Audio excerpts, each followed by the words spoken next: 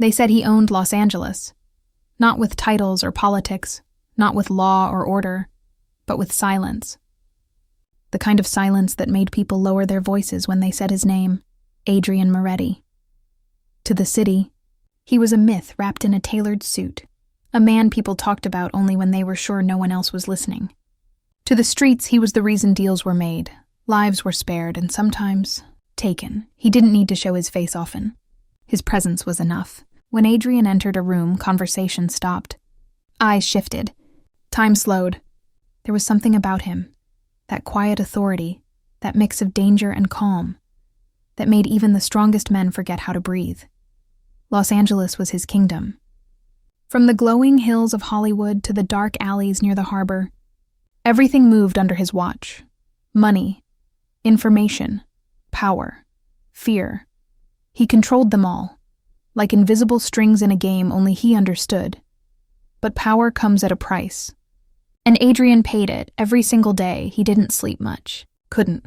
The city had too many enemies, too many ghosts. Every deal he made left a scar. Every betrayal reminded him that loyalty never lasted long.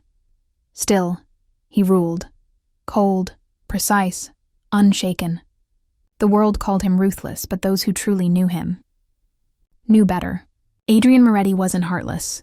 He was haunted. Haunted by choices that bought him control but stole his peace. They said he built an empire out of fear, but the truth was simpler. He built it out of pain. Every wall he raised, every rule he created, was protection. Because once, long ago, he'd cared too much. And in his world, caring was a weakness no man survived. He learned to move like a shadow, to speak like a whisper. He learned that loyalty could be rented but never owned. And he learned that power, no matter how strong, couldn't protect him from himself. At 32, Adrian Moretti had everything: wealth, control, and a name that carried more weight than any crown. He could make a phone call and change a man's life, or end it. He could walk into any room and own it with silence alone. But at night, when the city slept and his penthouse lights flickered against the skyline, he felt the truth pressing against his chest. For all the things he owned, there was nothing that truly belonged to him, not love, not peace. Not even his own heart. The world saw a king, but inside, he was a prisoner of his own empire. And yet, fate has a cruel sense of humor. Because the moment a man convinces himself he doesn't need love, that's exactly when it finds him. For Adrian, it started on an ordinary night. The kind of night that carried no warnings, no omens, just the hum of city lights and the scent of rain on concrete. He was standing on the balcony of his high-rise office, cigarette smoke curling into the sky, watching the city he owned stretch endlessly beneath him. He thought about the things he'd lost, the people he'd buried, the promises he'd broken, and wondered if the silence he'd built was really peace. Or punishment. Somewhere far below, music drifted from a downtown club, soft, distant, like a heartbeat. He closed his eyes for a moment, listening, and maybe, just maybe, the world shifted that night, because soon, everything he'd built, every rule, every line he swore he'd never cross, would be tested by one woman he never saw coming. He didn't know her name yet. Didn't know what her voice sounded like, or how her presence would burn through his defenses like fire through glass. But when she entered his world, everything would change. They said Adrian Moretti owned Los Angeles. But the truth, the cruel, beautiful truth, was that he'd never truly owned anything, because the city might have feared his name. But one day soon his heart would learn to fear hers. It happened on a Friday night. The kind of night that made Los Angeles glow.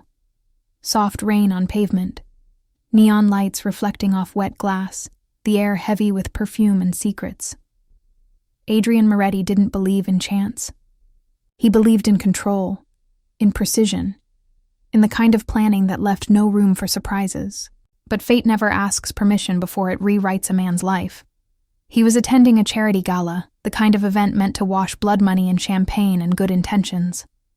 Men wore expensive suits, women wore smiles they didn't mean, and everyone played their part in the endless dance of greed and reputation. Adrian didn't care for the lights or the laughter. He didn't even remember what the charity was for. He was there because appearances mattered, even to monsters. And then he saw her, Amara Bennett. A journalist known for her sharp words and fearless questions. She wasn't like the others. She didn't wear diamonds or act impressed by the power in the room. Her confidence didn't come from who she knew. It came from knowing herself. She was standing near the edge of the ballroom, holding a glass of wine she hadn't touched. Her eyes scanning the crowd, sharp, observant, calculating. And when her gaze met his, the world went quiet.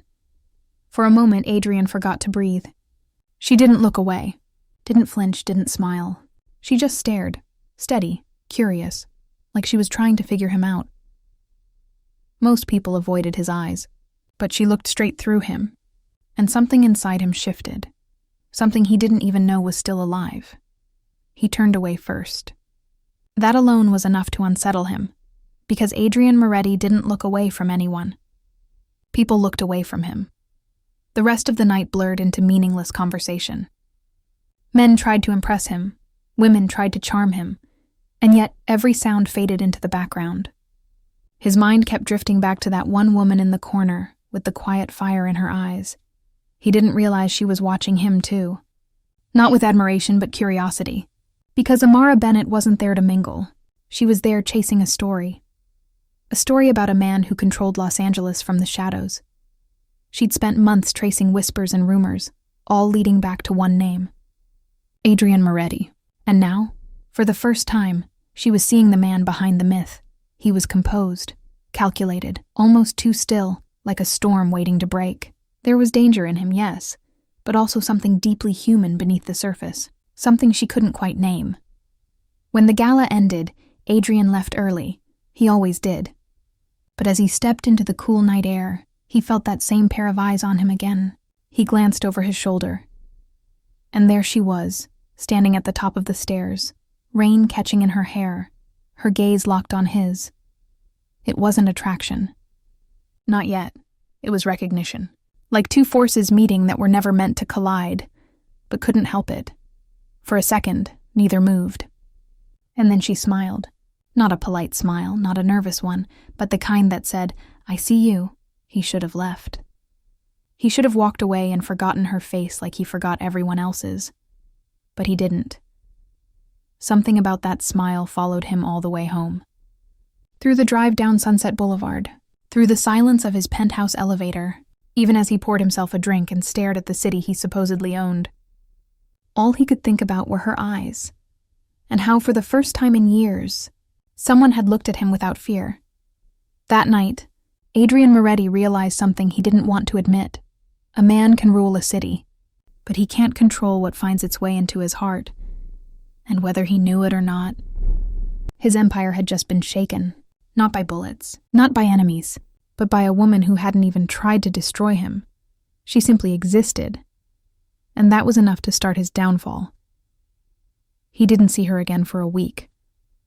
But that didn't stop him from thinking about her. Adrian Moretti wasn't used to curiosity. In his world, curiosity was dangerous. It got people killed. And yet, every time he closed his eyes, he saw hers. Those eyes, dark, steady, unflinching, had burned through his armor like fire through silk. He didn't know what color they were exactly. Maybe brown, maybe amber. It didn't matter. All he remembered was the way they made him feel. Seen. No one looked at Adrian Moretti like that. Not his men, not his allies, not the women who threw themselves into his arms for the thrill of it. They all looked at him with fear or fascination. But she, Amara Bennett, looked at him like she wanted to understand him, and that terrified him, because understanding led to truth. And truth, in his world, was a weapon sharper than any knife. He spent years building walls, concrete, cold, impenetrable. Walls that kept him alive. Walls that protected what little humanity he had left. But Amara, without even trying, had found a crack. She'd done what no rival, no enemy, no betrayal ever could. She'd made him feel, and feelings. Feelings were dangerous. It started small. A thought that wouldn't go away. What did she think of him? What did she know? Was she afraid? Or worse, intrigued? He told himself it was simple curiosity, that she was a threat, and he needed to keep an eye on her. That's what he told himself when he sent one of his men to find out where she lived, who she worked for, what she was after. Information was power, and Adrian didn't like being unprepared, but the truth? The truth was that he wanted to see her again. Not as a target, not as a problem, as a reminder that somewhere beneath all that darkness, he was still human. Meanwhile, Amara was playing her own game. She'd been assigned to dig into the city's underbelly. Corruption, missing money, names that didn't exist on paper. And the deeper she dug, the more one name kept surfacing. Adrian Moretti. Her editor warned her to stay away. He's dangerous, Bennett. The kind of man who doesn't like to be seen. But danger didn't scare her. She'd built her career chasing it. Still, when she wrote his name on the top of her notepad, she felt something unusual. Hesitation. And she didn't know why. Maybe it was the way he looked at her that night. Not like prey, not like possession, but like a man trying to remember what it felt like to be alive. That look stayed with her. Through her morning coffee, through every article she tried to finish but couldn't, she hated that he was in her head. She hated that part of her wanted to see him again too. For both of them, it became an unspoken obsession. Him, pacing the marble floors of his penthouse, wondering why her eyes haunted him. Her, staring at his picture on her laptop, wondering if there was more to him than the monster the world whispered about. They were two people standing on opposite sides of a line drawn in blood and fear. And yet, both were inching closer to it. He was the king of a city built on shadows. She was the light that didn't know how to stop shining, and when light meets shadow, one of them always loses. Adrian didn't know it yet, but every thought, every heartbeat, every restless night was leading him toward a moment that would change everything, because the next time he saw her there wouldn't be a crowd, no distance, no disguise, just him and her. And those eyes, the same ones that had burned through his defenses once, ready to finish what they started. He didn't believe in destiny. But maybe destiny believed in him. And maybe, for the first time in his life, Adrian Moretti, the man who owned Los Angeles, wasn't the hunter anymore. He was the one being found.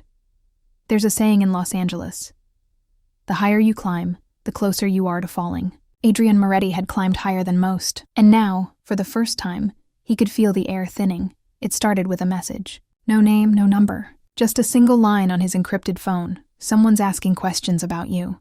He read it twice, expression unreadable. Then, quietly, he set the phone down on his desk. The ocean outside his penthouse windows was calm that morning, a perfect lie. Beneath that smooth blue surface, there was always something dangerous moving, just like him. He knew who the message was about. He didn't need to ask Amara Bennett, the journalist, the woman who didn't know when to stop. She was digging into things that were never meant to see daylight. Names, money trails, silent partnerships that had built empires and destroyed families. She was getting too close, and in his world, too close meant marked. Adrian leaned back in his chair, exhaling smoke from a cigarette he hadn't realized he lit. He'd warned people before, reporters, cops, even senators, but this felt different. Because this time he wasn't angry, he was worried. Worried for her. And that was new. His second-in-command, Marco, entered without knocking. "Boss, she's been seen near the docks. Asking about shipments?" Adrian didn't look up. "And? She's talking to people she shouldn't be talking to. You want me to handle it? Handle it." That was Marco's polite way of saying, make her disappear. Adrian stubbed out his cigarette, eyes fixed on the skyline. For a long moment he said nothing. Then quietly, "No, I'll handle it myself." Marco frowned. "You sure? If she's digging, she's either brave or stupid, maybe both," Adrian murmured. "Either way, I want to talk to her." That was the closest he'd come to admitting anything, even to himself. Later that night he found her. Not at a party, not hiding behind her camera or notepad, but alone, sitting on a park bench overlooking the city lights. It was late. Too late for anyone except trouble or truth. She didn't flinch when she saw him. Her pulse quickened. Sure. But her eyes, those same eyes, held steady. "You've been asking questions," he said, voice low, steady, dangerous. She tilted her chin up. "That's what I do." He took a step closer. And do you always dig this deep into men who could end you with one call? Amara's lips curved, almost like a smile. Only when they have something to hide. Adrian's jaw tightened. He admired her courage. He hated it too. You're walking on a wire, Bennett. One wrong move and you'll fall. I'm not afraid of falling. He leaned closer, his breath brushing her ear. You should be. The air between them thickened. Electric, heavy, alive. For a second, neither of them spoke. Then she whispered, If you didn't want me to find the truth, you wouldn't have come here yourself. And she was right. He could have sent men. He could have ended her story before it began, but he didn't, because somewhere in that dark heart of his, Adrian Moretti didn't want her gone. He wanted her safe. He just didn't know how to keep her that way without breaking the only rule that had ever kept him alive. Don't care. She stood, brushing past him, her perfume faint but impossible to forget. If you're trying to scare me, Adrian, it's not working. He turned, eyes burning. It's not a threat, Amara. It's a warning. She looked back once, her silhouette framed by the city lights. Then maybe you should start warning yourself. And just like that, she was gone. Leaving him standing there, a man built from power and fear, haunted by a woman who refused to bow to either. That night, Adrian didn't sleep. For the first time in years, his empire felt fragile, not because of enemies, but because of her, because she wasn't afraid of him, and that made her the most dangerous person in Los Angeles. That night didn't leave him. It followed Adrian Moretti like a shadow he couldn't shake. Every time he closed his eyes, he saw her, the curve of her jaw, the defiance in her stare, the way her voice didn't tremble even when she stood inches away from the most feared man in Los Angeles. He'd spent a lifetime mastering control. Control of his empire, his men, his anger, his desire. But Amara Bennett, she was the first thing he couldn't control, and that realization burned through him like whiskey in an open wound. He poured himself another glass. Expensive, aged, meaningless. It wasn't enough to drown her memory. Nothing was. Across the penthouse, the city glittered in the distance, beautiful, corrupt, and his. He'd built it from blood and silence, and yet somehow it all felt smaller now, like the empire he owned couldn't fill the emptiness she'd left in his mind. Boss. Marco's voice broke through his thoughts. He didn't knock. No one ever did. There's been movement near the docks. Cops asking around. You want us to take care of it? Adrian didn't answer right away.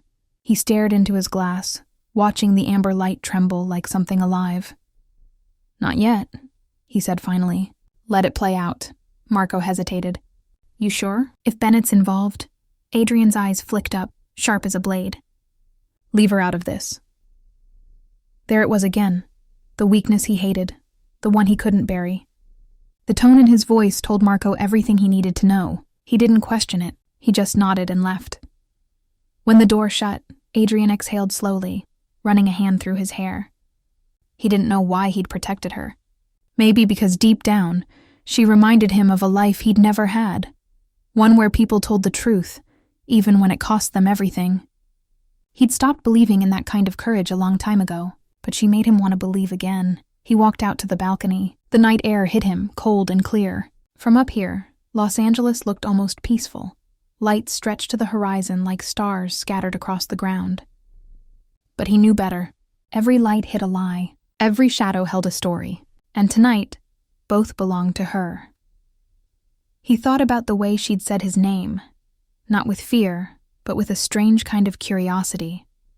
Like she wanted to know the man behind the myth. Like she didn't believe the monster stories. No one had ever looked at him like that. And now, he couldn't stop wondering if she saw something in him he'd forgotten was there. Down below, a black car pulled up in front of the building. For a second, his heart reacted before his mind did. A flicker of hope. But it wasn't her. Just another ghost of his empire coming to collect another night. He turned away, jaw tight, eyes burning with something he didn't want to name. Sleep didn't come easy anymore. When it did, it came with her voice echoing in his dreams. He could hear her say it again. Then maybe you should start warning yourself. It wasn't just a line. It was prophecy, because the truth was he was warning himself. Every instinct screamed that she would ruin him, break the foundation of everything he'd built, expose the man beneath the monster. And still, part of him didn't care. Maybe that was the most dangerous part of all. He had power, money, control, all the things men spent their lives chasing. But none of it mattered anymore, not when a single woman had turned his world into something he couldn't predict. He used to believe love was a weakness, but now, lying in the dark with her memory burning through his mind, Adrian Moretti realized something even darker. Weakness doesn't destroy men like him. Obsession does, and she had already become his. Los Angeles looked different through her eyes. To most people, it was all palm trees and promise, a city built on dreams. But Amara Bennett had stopped believing in dreams a long time ago. She saw the cracks beneath the glamour, the blood beneath the neon, and lately, every road she followed led to one name: Adrian Moretti. She sat at her small apartment desk, surrounded by papers, maps, and files. Her laptop screen glowed against the dark, the cursor blinking like a heartbeat. She'd been up for 20 hours, maybe more. Time didn't matter anymore. Only the truth did. Her fingers traced over a photo, grainy, black and white. Adrian standing beside a city councilman at a gala, both smiling, both lying. She knew what the picture meant, corruption that reached higher than she'd imagined. But she also knew what publishing it would cost her, because men like Adrian Moretti didn't just control the streets. They controlled silence. Her phone buzzed.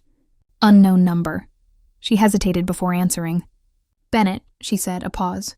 Then a voice, low, rough, familiar. "Still chasing ghosts?" Her stomach tightened. "You shouldn't be calling me." "I shouldn't have to," Adrian replied. "You're getting too close to things you don't understand." She laughed softly, but there was no humor in it. "I understand enough." "No," he said, his tone like steel wrapped in velvet. "You understand the story, not the war." Silence stretched. Through the phone, she could almost hear him breathing. Calm, controlled, dangerous. "I warned you once, Amara," he said. "I don't give second warnings." "Then why are you calling?" she asked quietly. He didn't answer, because he didn't know. He wasn't supposed to care whether she lived or died, and yet here he was, warning her again. She leaned back, crossing her arms. "If you're trying to scare me off, I'm trying to keep you alive." Those words hit harder than she expected. There was something real in his voice. "Something raw. Why?" she whispered. "Why do you care what happens to me?" A long pause. Then his voice dropped, softer now. "Because I've seen what happens to people who go looking for truth in a city built on lies." And before she could say another word, the line went dead. She stared at her phone, heartbeat pounding. For a second, she thought about deleting the files, walking away, pretending she never knew his name. But she couldn't, because beneath the danger, beneath the warning, there was something else, a mystery she couldn't stop chasing. Not just about his crimes, but about the man himself. Who was he really? And why did someone like Adrian Moretti, a man who could erase anyone with a whisper, sound almost human when he spoke to her? Later that night, she drove to the edge of the city, the industrial district, where truth and danger were twins. The streets were empty, washed in yellow light. She was supposed to meet a contact, someone who claimed to have information about the Moretti operation, but no one showed. Only the echo of her own footsteps and the uneasy feeling that she was being watched. She turned, scanning the shadows. And that's when she saw it. A car parked across the street, engine running, lights off. A chill ran through her. Then, a voice from behind, low, familiar. "You shouldn't be here," she spun around. Adrian stood there, half in shadow, his expression unreadable. "I told you to stop," he said. "I don't take orders," she shot back. "Then start taking warnings." Her heart raced, but she didn't back down. "What are you hiding, Adrian?" He stepped closer, eyes burning under the dim light. "Things you're not ready to see." The tension between them felt alive, sharp, magnetic, impossible to ignore. He should have turned around and left. She should have walked away, but neither did. For a moment, it wasn't about secrets or threats. It was about two people who should have been enemies, and yet couldn't seem to stop orbiting each other. And somewhere deep inside, they both knew. This wasn't just a warning anymore. It was a beginning of something neither of them could control. Lies were easy for Adrian Moretti. He'd built his empire on them, smooth, practiced, flawless. To survive in Los Angeles, You had to lie better than everyone else. Lie to the cops. Lie to your enemies. Lie to yourself. But this time the lie wasn't for power. It was for her. Amara Bennett had crossed a line she couldn't uncross. The night she met him at the docks, something changed. For both of them. She stopped seeing him as just a story, and he stopped seeing her as just a threat. Now, she was caught between truth and danger, and he was the only one standing between her and both. It began with a file, a thick envelope that landed on Adrian's desk the next morning. Inside were photos, surveillance shots, and one printed report. Bennett is compromised. Someone wants her gone. He didn't need to ask who. He already knew. There were people in his circle who saw her digging as a problem, and problems didn't stay alive for long in his world. He read the report twice before locking it away. Then he made his first mistake, the one that would haunt him. He didn't tell her. He told himself it was protection, that she didn't need to know who was after her, that he could fix it before it reached her door. But the truth was simpler. He couldn't stand the thought of her looking at him with fear. That night, she called him. She didn't ask how he got her number. By now, she knew he had ways. "Someone followed me," she said, her voice calm but strained. "A black SUV, no plates." Adrian closed his eyes. The lie formed before the truth could escape. "Probably nothing," he said. "Reporters make enemies all the time." "Not like this," she whispered. He wanted to tell her everything. The file, the threat, the people planning to silence her. But he didn't. Instead, he said, "Stay inside. I'll take care of it." She hesitated. "You sound like you know something." "I always know something," he replied. "That's how I stay alive." It was meant to sound cold, distant. But she heard what he didn't say. The worry hiding beneath the arrogance. Hours later, Adrian sat alone in his office, staring at the city that glowed beneath him. Los Angeles was beautiful from above, like sin wrapped in starlight. But he knew what it really was, a maze of greed, fear, and betrayal. And now she was tangled in it because of him. Marco walked in. "Boss, we found the guys tailing her." "Orders?" Adrian's jaw tightened. "Make sure they don't get near her again." Marco nodded. "Understood. You want her to know?" "No," Adrian said too fast. Then softer. "No, she doesn't need to know." Another lie. He told himself it was temporary, that once she was safe, he'd come clean. But lies once spoken don't just fade. They grow, they twist, they bind, and soon they become part of you. The next time Amara saw him, she didn't mention the SUV. She just looked at him, long, searching, like she could sense something he wasn't saying. He tried to hold her gaze. Failed. That was when she knew. "Whatever you're hiding," she said quietly. "It's not just about your business, is it?" He didn't answer, because the truth was standing right in front of him, and he was already too far gone to stop it. When she left, the silence in the room was heavier than gunfire.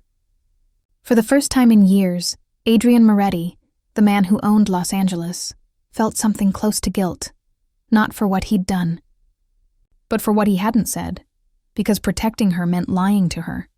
And in his world, every lie came with a price. He just didn't know yet how much this one would cost. Protection always came with a price.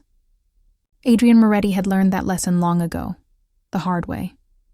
Every deal, every favor, every promise he made had strings attached.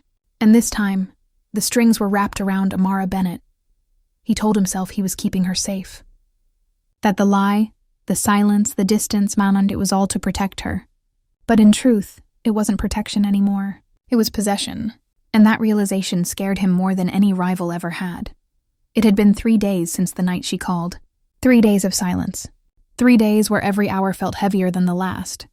He'd told Marco to keep an eye on her, discreetly. No contact, no questions, just watch. But tonight, when Marco came into his office, Adrian could already tell something was wrong. "She's not home," Marco said. "Her car's gone. Her phone's off." Adrian's cigarette hit the ashtray. "Find her." Already trying. "You want to tell me what she's gotten into?" Adrian's eyes narrowed. "No, just find her." He didn't owe anyone explanations. Not his men, not the city. But inside, a quiet voice whispered the truth he didn't want to hear. "You're losing control." Amara wasn't running. Not from him, at least. She was chasing something bigger. A lead that could blow open the entire network she'd been investigating for months. Documents. Money transfers. Offshore accounts. All roads led to one man, and one name, Adrian Moretti. But the more she uncovered, the less she believed what the world said about him. There were contradictions, strange gaps, sudden disappearances of evidence, protection given to people who should have been disposable. He wasn't clean, but he wasn't simple either, and somehow she couldn't tell anymore if she wanted to expose him or understand him. She parked her car near the old industrial pier, the same place where she'd first met him face to face, the same place where truth and danger had collided. She didn't see the two men following her. Not until it was too late. Adrian's phone buzzed again, sharp and urgent. Marco's voice came through the line, tense. We found her car, but not her. There were signs of a struggle. Adrian froze. For a moment the world went silent. No noise, no thought, just a slow, burning pulse of fury. Where? The pier. He didn't wait for another word. By the time Marco hung up, Adrian was already gone. The drive was a blur. Headlights, city lights, the hum of the engine under his hands. Every second stretched, and every second she wasn't safe felt like a cut deeper than the last. When he arrived, the air reeked of salt and gasoline. Two of his men were already there, unconscious, bleeding. And in the shadows, a figure moved. He didn't hesitate. One shot, then silence, then her voice. Adrian? She stepped out from behind a rusted crate, shaking, bruised, but alive. For the first time in years, his breath caught. He holstered his gun, eyes scanning her face. You shouldn't have been here, he said, voice rough. She met his gaze, still defiant, even now. I could say the same. He stepped closer, his hand brushing her jaw, checking for blood, for proof she was real. The contact was fleeting, electric, the kind of touch that said everything he couldn't. You have no idea what you've just cost me, he whispered. She tilted her chin, whispering back, Then stop protecting me. He looked at her, truly looked, at the fire in her eyes, the courage, the maddening innocence of someone who still believed truth could win. And for the first time he realized, she didn't need saving, she needed the truth. But in his world, truth wasn't freedom. It was a death sentence. He let his hand drop, stepping back into the shadows. Get in the car, Amara. Adrian, now. The word cracked like thunder, and she obeyed. Not out of fear, but because something in his voice told her, if she didn't, this night would end in blood. As the car pulled away, Adrian stood there under the fading streetlights, smoke curling around him. He'd protected her. Again. But it came with a cost he could already feel in his chest, because every time he saved her, he lost a piece of himself. The ride back was silent. Not the kind of silence that fills a room. The kind that breathes, tight and heavy, between two people who've both said too much and not enough. Amara sat in the back seat, staring out the window. Los Angeles drifted by, neon lights bleeding into rain-soaked streets, the city pulsing like a heart that refused to stop beating. Adrian sat beside her, hands clasped loosely, expression unreadable. To anyone else he looked calm, but beneath that calm was a storm, a kind of anger that wasn't aimed at her, but at himself. He'd built his empire by staying detached. Every decision made in logic, never emotion. And now, one woman, one reckless, impossible woman, was breaking that rule without even trying. When they reached his penthouse, she stepped out before he could open the door. He followed her wordlessly, his men keeping their distance. Inside, the elevator ride stretched like an eternity. The hum of the city below felt far away, muffled by the tension hanging between them. Finally, she turned to him. You followed me. He didn't deny it. You were being hunted. You lied to me, she said, her voice steady but edged. You said it was nothing. He exhaled through his nose. If I'd told you the truth, you wouldn't have stopped digging. You're right, she shot back. But at least I'd have known what I was walking into. Her words hit him harder than any bullet ever could. Because she wasn't wrong. He'd taken her choice away, the same way the world had taken his, long ago. He looked at her. Really looked. at the bruise forming on her jaw, at the small cut on her hand, at the defiance that refused to die in her eyes. "Who sent them?" she asked quietly. He didn't answer.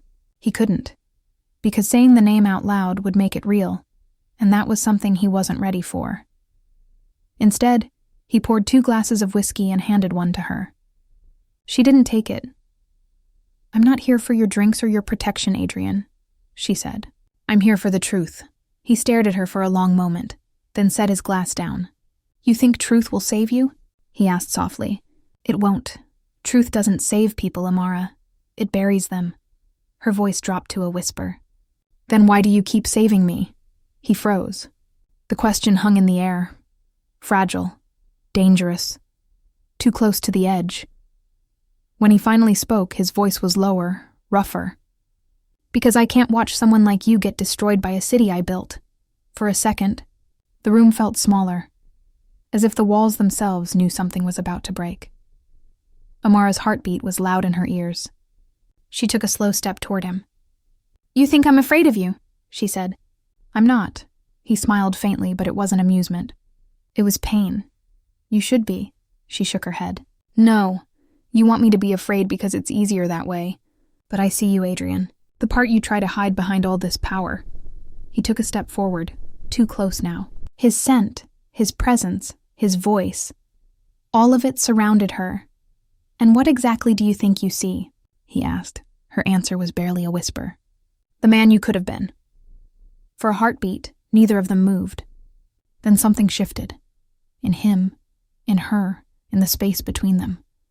The air crackled with something too real to name. He should have walked away, but he didn't. Instead, he reached out, not to touch her, not yet, but to stop himself from doing exactly that. "Careful, Amara," he said, voice low. "You're standing too close to the edge." She looked up at him, eyes fierce. Maybe that's where the truth lives. And in that moment, they both knew whatever line had kept them apart was gone. All that was left was the fall. There's a moment before every fall. A breath, a heartbeat. A single second where you could still turn back. Adrian knew that moment well. He'd lived his entire life stopping right there, never letting anyone pull him over the edge, until now. After she said those words, maybe that's where the truth lives. Something shifted between them. Not loud, not dramatic, just quiet, like the city holding its breath before the rain. She turned away first, trying to build a wall with silence. But the problem with silence is that it gives your thoughts too much room to move. Amara stood near the glass wall of his penthouse, looking out at Los Angeles, a skyline full of lies and ghosts. "You built this empire on fear," she said softly, "but it doesn't scare me." He didn't answer right away. He just watched her, the curve of her shoulders, the way her voice trembled even when she tried to sound strong. "You should be scared," he said finally. "Because everything I touch eventually breaks." She turned to face him, eyes steady. "Then maybe it's time something touched you back." Her words hit deeper than she knew, because no one had ever dared talk to him like that. Not his men, not his enemies, not even the people who claimed to love him once. And for the first time in years, Adrian felt something he couldn't control. He crossed the room slowly, every step deliberate. When he stopped in front of her, the city lights reflected in his eyes, gold, dangerous, almost human. "Why do you keep pushing?" he asked quietly. "Because I see the man behind the monster," she whispered. "And maybe he's worth saving." He almost laughed, almost. But instead, he reached up and brushed a strand of hair from her face, his fingers lingering just long enough to feel her pulse. It was fast. Too fast. "You shouldn't try to save a man who doesn't want to be saved," he said. And yet, even as he spoke, his voice betrayed him. Softer, unsteady. "Then tell me to leave," she said. "Tell me you don't want me here." He opened his mouth, but no words came. Because it wasn't true. Because somewhere between loyalty and loneliness, he'd started to need her. She stepped closer. Her scent, faint, familiar, hit him like a memory he'd tried too hard to forget. Her voice dropped to a whisper. "You can't protect me from the truth, Adrian. You can only protect me from yourself." And that was when it broke. The last thread of restraint he'd been holding. He moved, sudden, desperate, catching her wrist before she could walk away. Not rough, not cruel, just real. His thumb brushed against her skin, and she looked up at him, wide-eyed. The city outside blurred, as if even the lights didn't want to watch what came next. "I've spent years keeping people out," he said, "because every time I let someone in, they pay the price. Then let me decide what I'm willing to pay," she replied. He searched her eyes, for fear, for hesitation, but found none. Just that same stubborn fire that had drawn him in from the start. He released her wrist slowly, but the distance between them didn't return, because it wasn't physical anymore. It was something deeper, something dangerous. When he finally spoke again, his voice was low, almost broken. "You don't understand, Amara. Once I fall, I don't know if I can stop." She smiled faintly, tears glinting in her eyes. "Then fall. Maybe it's time you did." He should have stepped back. Instead, he leaned in, just close enough to feel her breath, close enough for the world to disappear for a heartbeat. Outside, thunder rolled over Los Angeles. Inside, two people stood on the edge of something neither could control. The city still belonged to Adrian Moretti. But that night, his heart didn't. There's a saying in Los Angeles: storms don't just happen, they build. You feel them first, in the silence before the thunder. That's what this was. The silence before everything went wrong. The night after Amara's words. "Then fall. Maybe it's time you did." Adrian didn't sleep. He sat by the window of his penthouse, city lights flickering below him, the hum of the streets whispering secrets he'd tried to forget. For years, he'd built his world on power, fear, control, precision, and now all of that was slipping. Because of her. He could still feel the warmth of her skin on his fingertips, the look in her eyes that made him forget who he was, or maybe remember who he used to be. By morning, he tried to bury it. He returned to the routine, meetings, deals, threats delivered in silence. But something had changed. His men noticed it. The ones who used to fear his calm now whispered about his distraction. And distraction was dangerous. Rico, his second in command, stepped into the office, closing the door quietly. "You sure you're okay, boss?" Adrian didn't look up from his papers. "Why wouldn't I be?" Rico hesitated. "Because our shipments were hit again." "That's the third this week!" Adrian's jaw tightened. "By who?" Rico hesitated, eyes dark. "Someone who knows our roots. Someone close." The words sank deep, colder than any threat. Adrian leaned back, exhaling slow. "Find out who," quietly. Rico nodded, but before leaving he said what no one else dared to. "Whoever she is, boss. Be careful. People are starting to talk." Adrian's silence was the only answer he gave. Later that night, Amara showed up at his door. Her hair was damp from the rain, her expression unreadable. "You didn't answer my calls," she said softly. "I was busy," he replied. She smiled faintly. "You're always busy," he looked at her. And just like that, all the walls he'd rebuilt in the last 12 hours cracked again. "Come in," he said. The storm outside hit harder. Rain streaked the glass as thunder rolled across the city. Inside, the air was thick with everything they weren't saying. Amara set her bag down. "I saw the news," she said. "The docs. That was you, wasn't it?" He didn't confirm it. He didn't need to. "You shouldn't be here," he told her. "Then why did you let me in?" Because he couldn't help it. Because no matter how much he tried, she was the one thing that made the darkness in him feel like something worth fighting. "People are watching," he said. "You don't understand how dangerous this is." "I understand," she said quietly. "I just don't care." That broke him a little, the way she said it like a truth she was ready to die for. He stepped closer. "You think you're safe with me?" "I think I'm safer than I've ever been," she replied. He wanted to believe her. God, he did. But deep down, he knew the truth. The moment she stepped into his world, she became a target. And as if the city wanted to prove him right, his phone buzzed. One message, one sentence. "We know about her." The blood drained from his face. He didn't show her the message, just turned toward the window, staring into the storm. Amara stepped closer, her voice trembling. "Adrian, what is it?" He didn't answer, because if he did, she'd know too much, and there'd be no turning back. The thunder outside roared again, shaking the glass. He whispered almost to himself, The storm's here. Amara frowned. What storm? He turned to her, eyes dark, voice low. The one I can't protect you from. And in that single moment, everything he feared began. By the next morning, Los Angeles wasn't whispering anymore. It was roaring. Rumors spread like wildfire, the kind that couldn't be put out once it started.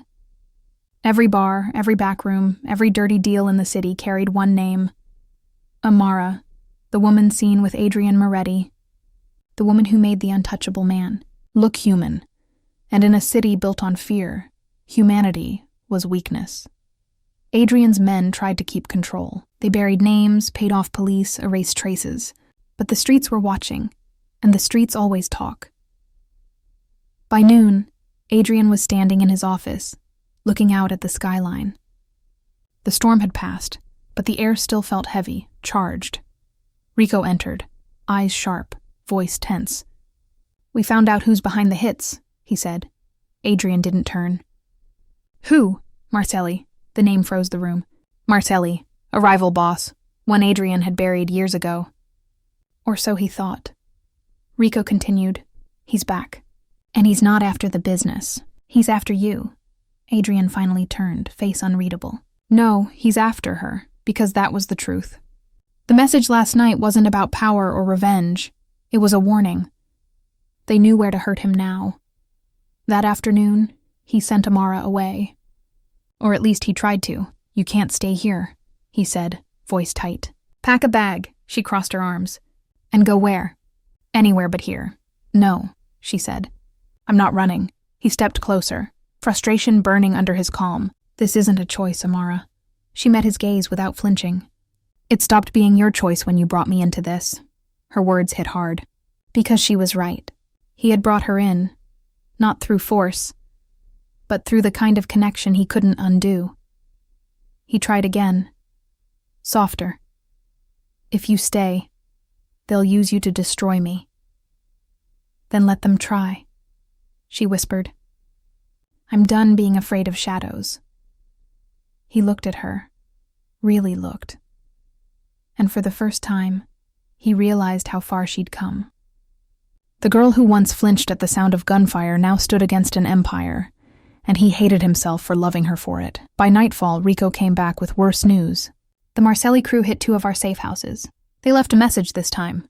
He handed Adrian a photo, a single bullet casing, and a note. "You can't protect what you love." Adrian's jaw clenched. The veins in his hands stood out as he gripped the paper. "Double the guards," he said. "Lock down every route in and out of the city." Rico hesitated. "Boss, that means war." Adrian's voice dropped, calm and final. "Then war it is." Later that night, Amara found him in his office again, the city lights painting him in gold and shadow. He looked tired, not physically, but somewhere deeper. "You think fighting them will fix this?" she asked softly. He didn't look up. "Fighting is all I know." She walked closer, her voice trembling. "You don't have to be that man anymore."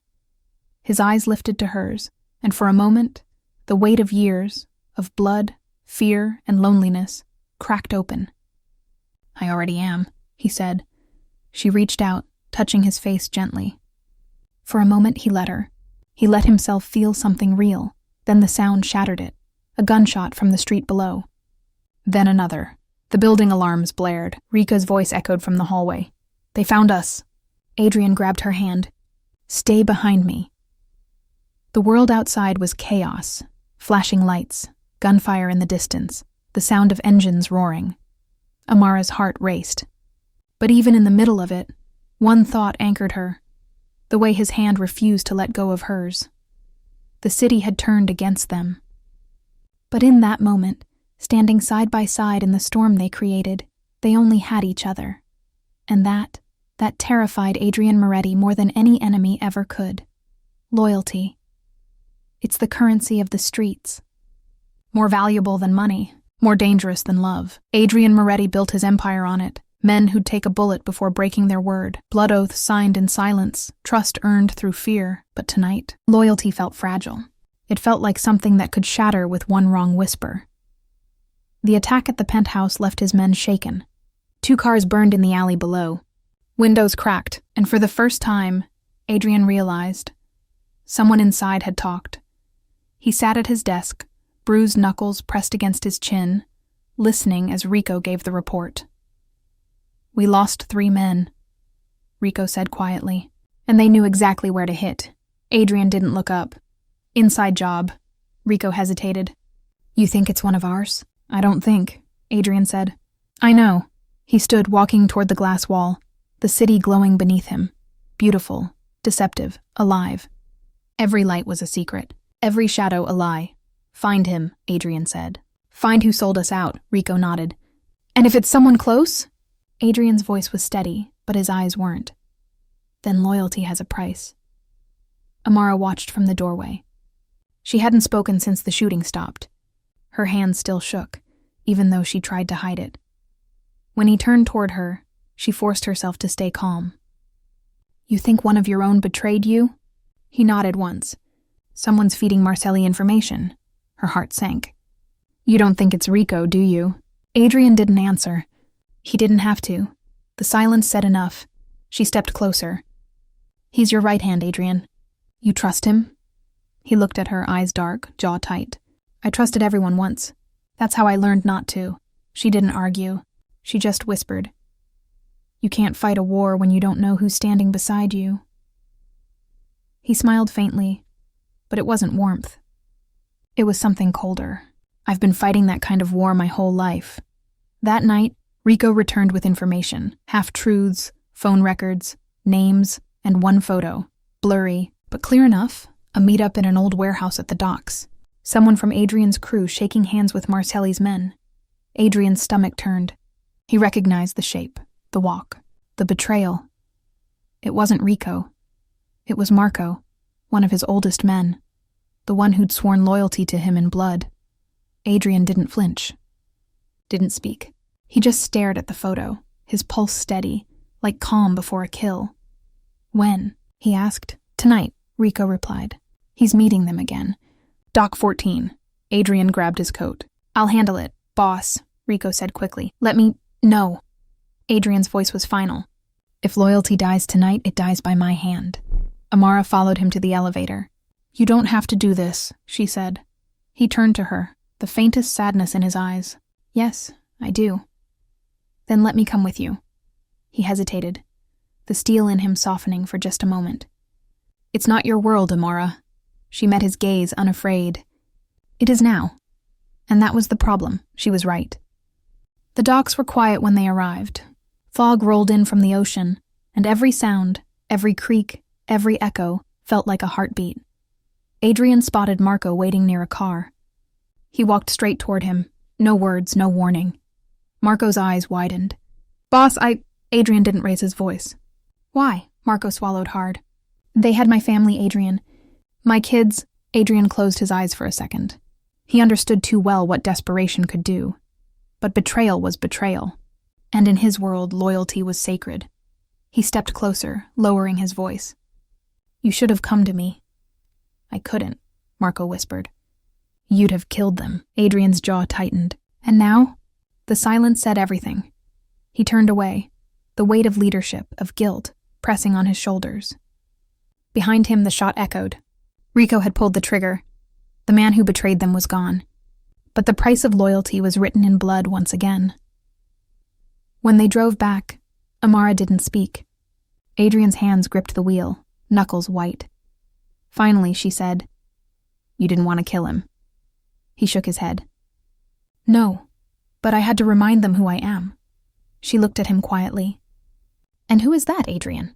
His answer came slow, heavy. "The man no one's allowed to love. The city never really sleeps. It just hides its sins beneath the glow of streetlights. And for Adrian Moretti, those sins had names, faces, and memories that refused to fade. That night, after the docks, he didn't go home. He drove. Past empty highways, past neighborhoods he once ruled, past ghosts he never buried. Because sometimes the only way to silence the past is to face it head-on. Amara waited for him.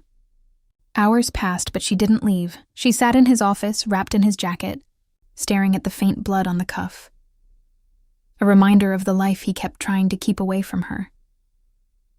When the door finally opened, the clock read 3:17 a.m. He looked exhausted, not from battle, but from memory. She stood slowly. "You didn't come back." "I had to see someone," he said quietly. She studied him. "Someone or something?" He gave a tired smile. "Both."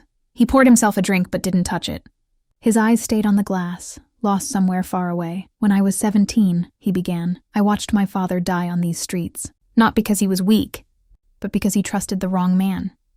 His voice didn't tremble, but his hands did. Just slightly. "I swore I'd never be like him.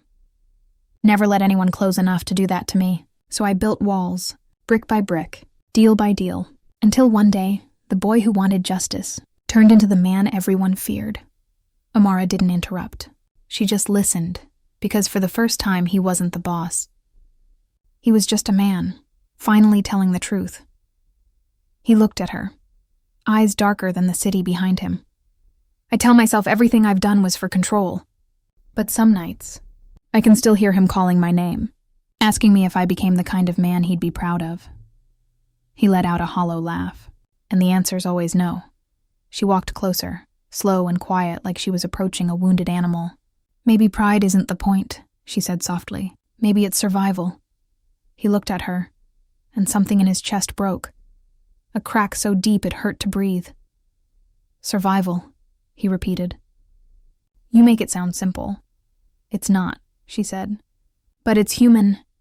He turned away, pacing toward the window, watching the lights of Los Angeles burn below. "You don't know what it's like to have blood on your hands that never washes off." She stepped closer, her voice trembling. "Then let me try." He faced her again, and for a moment he hated her for it, for wanting to see the part of him he spent years hiding, for refusing to let him disappear behind his armor. "You don't get it, Amara," he said, his voice sharp now. "You don't fix a man like me. You survive him." She didn't flinch. "I'm not here to fix you, Adrian. I'm here to remind you you're still alive." Those words, simple, quiet, cut through everything else. Because no one had said them to him before, not in that way. He reached out, almost without realizing it, his hand brushing hers, his fingers cold, his pulse unsteady. For a moment, neither of them moved. The distance between them was gone. She looked up at him. "You can't keep living in a graveyard of your past." He smiled faintly, sad, real. "That's the thing, sweetheart. When you've buried enough people, the graveyard starts to feel like home." Her eyes glistened, but she didn't look away. "Then maybe it's time you left home." Outside, the first light of dawn crept over the city. The kind of pale gold that made even Los Angeles look innocent. Adrian looked at her, really looked. And for the first time, the ghost didn't feel so loud. For the first time in years, he felt something close to peace, and that scared him more than any enemy ever could. They say power doesn't fall overnight. But for Adrian Moretti, it began to crumble in silence, not with gunfire or betrayal in the open, but in whispers, and whispers were deadlier than bullets. Los Angeles still bowed to his name, but something in the streets had shifted. His men were nervous. Calls went unanswered. Eyes that once showed loyalty now flickered with doubt. The city that once feared him was starting to forget why they should. And in the shadows, someone was watching it happen. Marcelli. He'd been Adrian's ally once. Business partner, confidant, the kind of man who smiled while counting the money he'd stab you over. Now, he was waiting for the perfect moment. And that moment came when Adrian's heart got involved. Amara noticed first. Small things. A new car following her home. A stranger who knew her name. A man in a cafe pretending to read but never turning the page. When she told Adrian, his jaw clenched. The kind of silent anger that meant someone was going to bleed. "Who?" he asked. She shook her head. "I don't know. But whoever it is, they're close." He paced, eyes dark. "Marcelli's testing me. He thinks I'm distracted. He thinks you are my weakness. Are you?" She asked quietly. He stopped, looked at her. And for the first time, he didn't have an answer. That night, his penthouse felt colder than usual. The air carried tension. Heavy. Electric. He stood at the window, watching the city lights flicker like fireflies, his reflection split against the glass. "Do you know what power really is, Amara?" he asked softly. She turned toward him, her voice calm but curious. Control? He shook his head. No, power's knowing who'll bleed for you, and who'll make you bleed. He turned, eyes locking with hers. And I think Marcelli's finally figured out which one you are. She didn't look away. Then he's underestimating me. Adrian's lips twitched, half pride, half fear. I'm not sure he is. The next morning he got the call. One of his warehouses, torched. No casualties, but everything inside reduced to ash. No signature. No message, just smoke and silence. The kind of move that said, I'm coming, and you won't see me until I'm already here. Adrian crushed his cigarette against the balcony rail, watching the ashes scatter into the wind. Marcelli wasn't just attacking his business. He was dismantling his reputation, piece by piece, quietly, precisely. And in their world, once fear was gone, respect followed.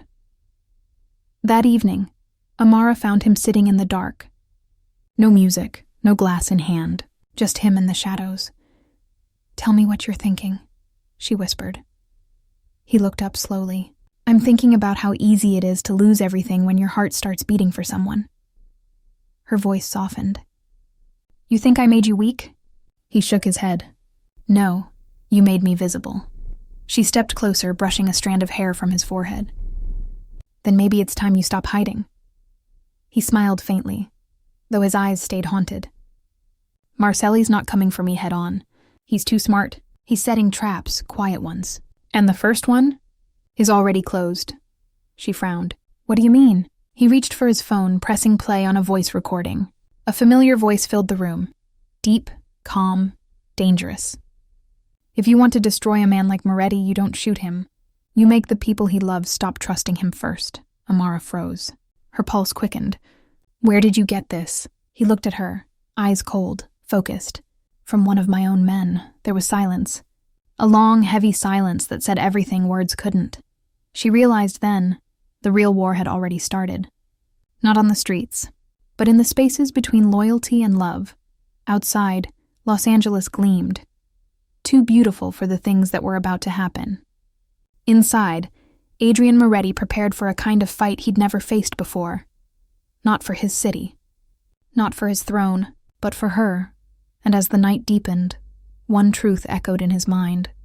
That love and war were never opposites. They were twins born from the same fire. They say betrayal doesn't always come with blood. Sometimes it comes with a choice. And that night, Amara learned what it meant to bleed without a wound. The city was quiet. Too quiet. The kind of silence that means something's about to break. Adrian had been awake for 40 hours, running numbers, tracing phone lines, burning through trust like gasoline. Every lead turned cold. Every name, every favor, every promise he'd once bought with fear. Gone. And Amara? She watched the man who ruled Los Angeles slowly unravel, thread by thread. It started with a phone call. Unknown number, a voice she didn't recognize. Calm, confident, dangerous. You're close to Moretti. That makes you valuable. Meet me tonight. 10 p.m. Santa Rosa Pier. Come alone. Or you'll watch his empire fall before sunrise. She froze, the phone trembling in her hand. The smart thing would have been to tell Adrian. But love doesn't always make you smart. It makes you human. She told herself she could handle it. That she'd meet the man, get answers, come back before Adrian noticed. But deep down, she knew. Every secret kept from him was another knife waiting to turn. At 10 p.m., the pier was deserted. The air smelled of salt and rust, the ocean whispering against the wood like it knew a secret it couldn't tell. A black car waited at the end of the dock, and from it stepped Marcelli. He looked nothing like a villain. No gun, no guards, just a man in a gray suit with the kind of smile that made you question your own instincts. Miss Vale, he greeted smoothly. Or should I say the reason Moretti's slipping? Her pulse spiked. You think I'm afraid of you? He chuckled. No, I think you're afraid of what I can make you do. She said nothing. Marcelli walked closer, hands in his pockets. I don't want to hurt Adrian. I want to own him. And men like him? They only bow for one thing, Slav. That's where you come in. Her eyes narrowed. You think I'd sell him out? He smiled. You already are. Just by standing here. Those words hit harder than a bullet. She took a step back. "I'm leaving." But before she could move, he spoke again, softly, almost kindly. "Check his phone records." The last person who betrayed him was his own brother. "Do you think he'd forgive you if he knew you came here?" Her chest tightened. He was setting her up, planting poison in her heart, and she knew it.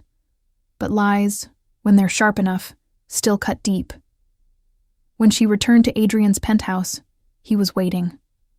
Not angry, not loud, just quiet, too quiet. "Where were you?" Her breath hitched. "I just needed air." He studied her, every blink, every breath. "You're lying." "Adrian, don't."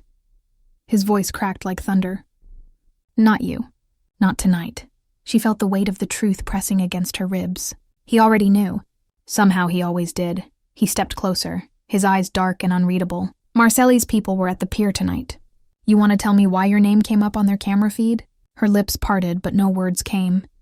He exhaled slowly, pain flashing behind his control. "You went to meet him." Tears welled, uninvited. "I was trying to protect you, by walking into his trap," his tone cut deep, "or by giving him exactly what he wanted." Her voice broke. "I didn't tell him anything." He looked away, jaw tight. "Doesn't matter. You showed up. That's enough." For a long time, neither spoke. Just the faint hum of the city outside, the sound of a man trying not to break, and a woman realizing she already had. Finally, he whispered, "You don't understand. Amara, in my world, intent doesn't matter. Only action does." She stepped closer. "Then take action, Adrian. But remember, if you push me away now, you're doing Marcelli's work for him." He stared at her, silent, torn, because she was right, and that made it worse. Later, when she was gone and the room was quiet again, Adrian poured himself a drink he didn't taste. He watched the city through the glass, his reflection split in two. One half the ruthless boss, the other, the man who'd fallen for the only person capable of destroying him. And for the first time, Adrian Moretti realized, betrayal doesn't always come from your enemies. Sometimes it comes from the piece of your heart you trusted most. The city was alive with tension. Los Angeles never felt quieter, and Adrian Moretti could hear it. Every corner, every alley, every street carried the scent of war. Marcelli had crossed the line. Not just with deals, not just with whispers. He had dared to test Adrian's love. And that was a mistake. Adrian moved like a shadow that night. No lights, no hesitation. Just him and the men who had survived years under his command. Every step was calculated. Every word spoken in silence. Amara followed quietly, because she refused to be left behind. She didn't want to be a distraction. She wanted to be his strength. "They'll be expecting us," Adrian said, voice low, eyes scanning the street ahead. "They'll underestimate you." "I've never been underestimated," she said. He smiled faintly, dark, dangerous. "And yet, you still survive every storm I throw at you." The warehouse loomed ahead, dark and empty.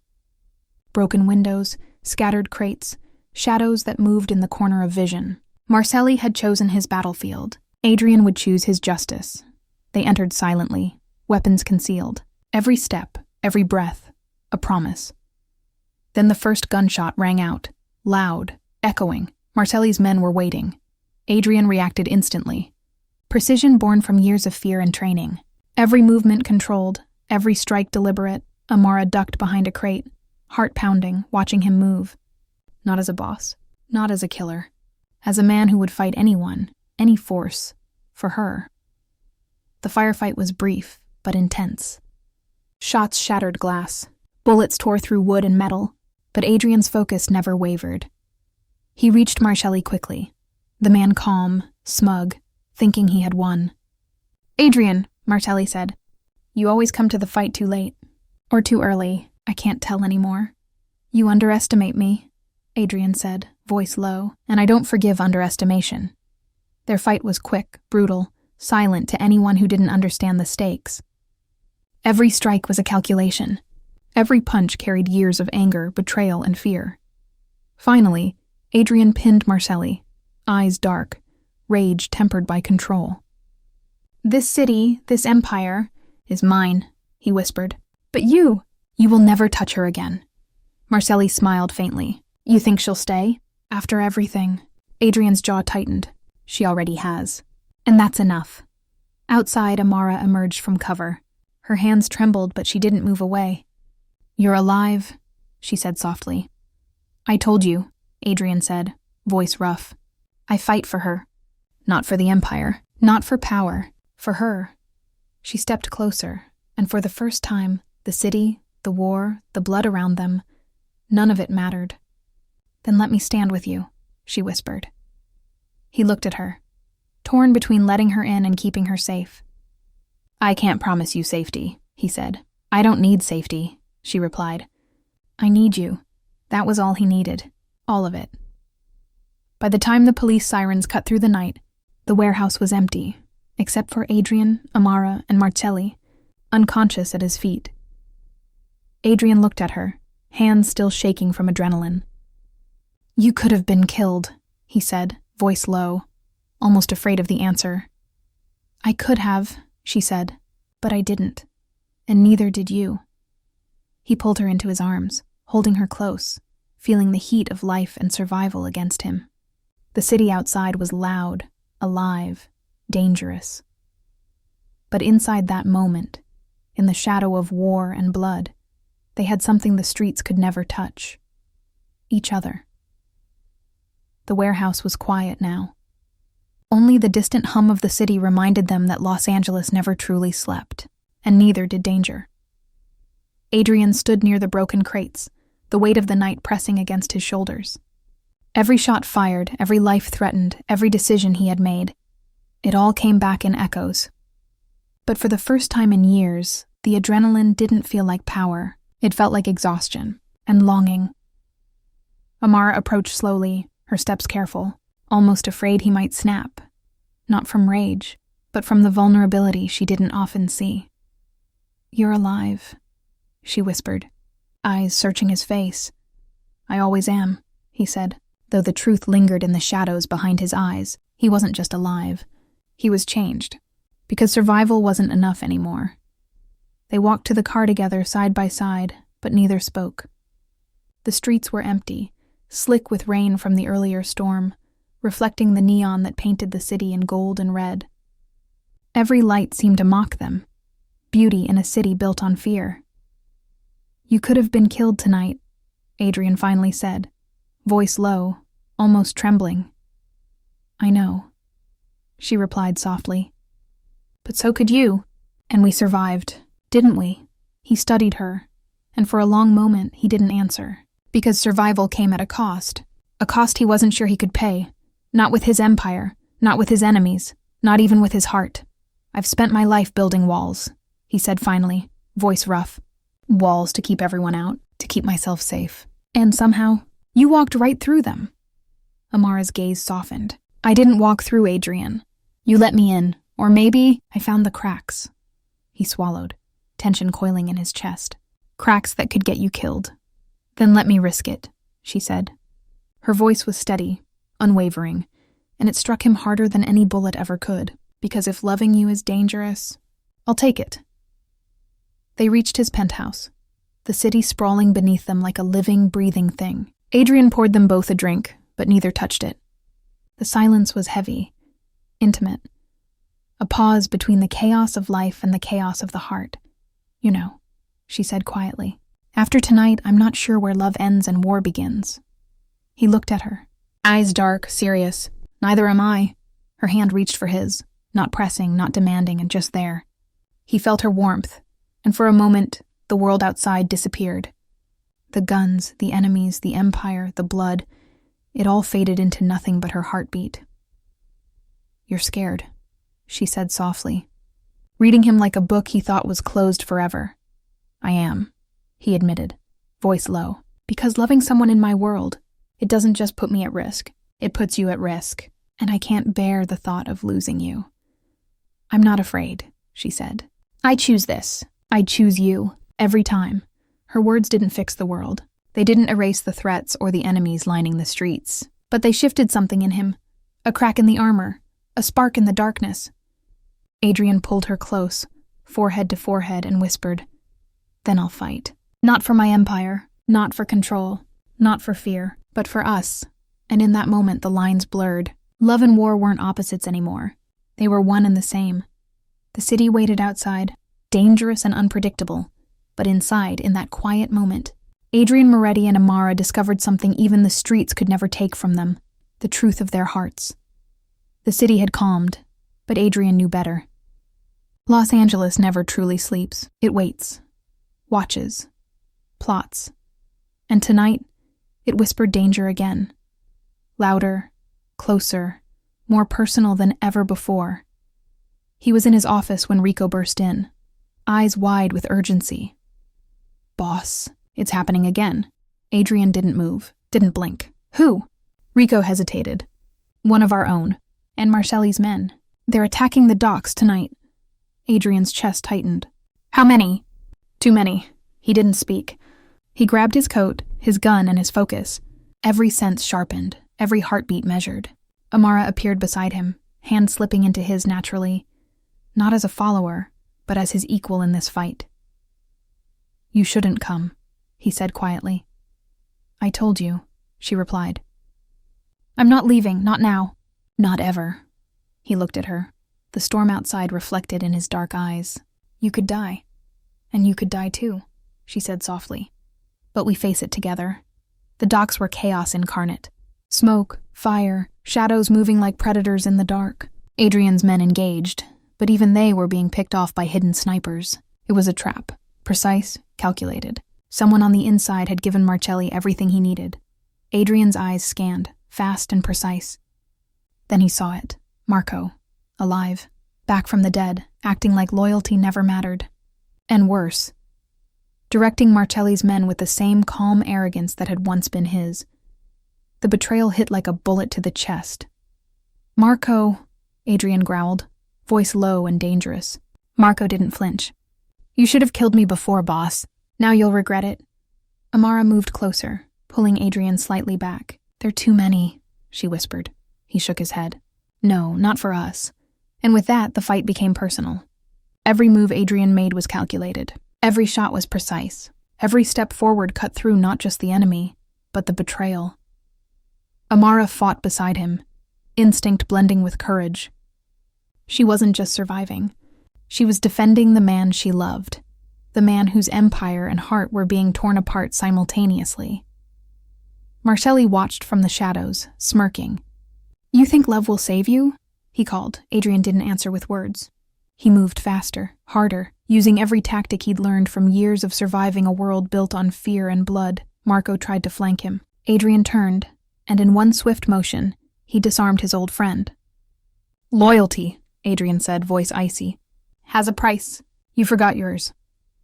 The fight reached its peak in the center of the docks. Gunfire echoed against metal. Water shimmered red in the dim lights, and the air was thick with tension. Adrian cornered Marcelli finally. "You've made your moves," he said, voice low, dangerous. "And now, you're done." Amara stepped close, eyes fierce. "No more traps. No more games." Marcelli smirked once, then saw the storm in both their eyes. For the first time he hesitated, and hesitation in Adrian's world was fatal. One shot, precise, silent. Marcelli went down. Marco surrendered soon after. The threat within was over, for now. When the smoke cleared, Adrian and Amara stood together. Bruised, bloodied, but unbroken. He looked at her, chest heaving, sweat and grime covering him, and realized the truth. This was the world he lived in. Violence, betrayal, darkness, and yet, love had survived it. She reached up, brushing the blood from his cheek. "You're alive," she whispered. "Yes," he replied, voice low, reverent. "And you're still here." For a moment, the city, the war, the blood, none of it mattered. Only the truth they had found amidst the chaos. They would fight for each other. Through every enemy, every trap, every ghost of the past, the enemy within had struck, but together they had struck back harder. The city sprawled beneath them, Los Angeles alive with lights, sirens, and secrets. But in Adrian Moretti's penthouse, all of that felt distant, almost meaningless. Tonight, the world had narrowed to one truth. the woman standing before him. Amara. He had spent his life building an empire, walls of fear, streets paved with silence, power measured in whispers and gunfire. He had ruled Los Angeles with precision, ruthlessness, and control. But none of it mattered if she wasn't in his life. Marcelli was gone. Marco subdued, the traps dismantled, the empire intact, at least for now. Yet Adrian felt something he hadn't in years. A question that wasn't about business, blood, or dominance. It was about heart. He looked at her, chest tight, mind racing, and whispered, "I've spent my life thinking the city was mine. That control was the only thing keeping me alive. But I was wrong." Amara tilted her head, eyes searching his. "Wrong about what?" "That my empire mattered more than you." Her lips curved faintly, almost a smile. "It didn't have to. You choose what matters, Adrian. Always." He took her hand, holding it as if he might never let go.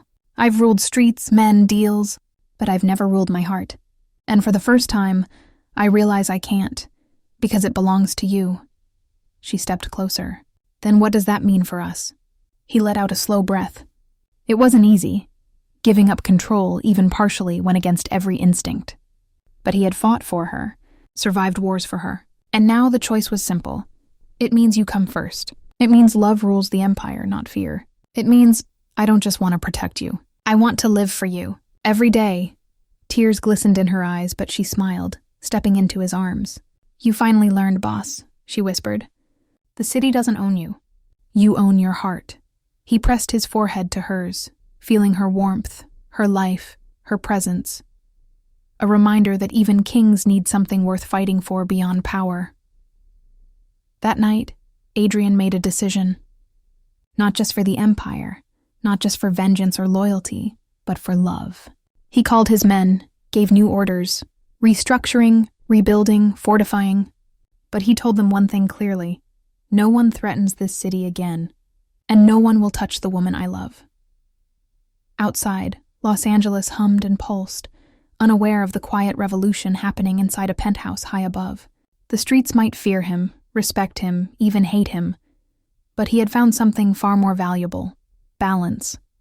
And that balance was her. Later, Adrian and Amara stood on the balcony, city lights reflecting in their eyes.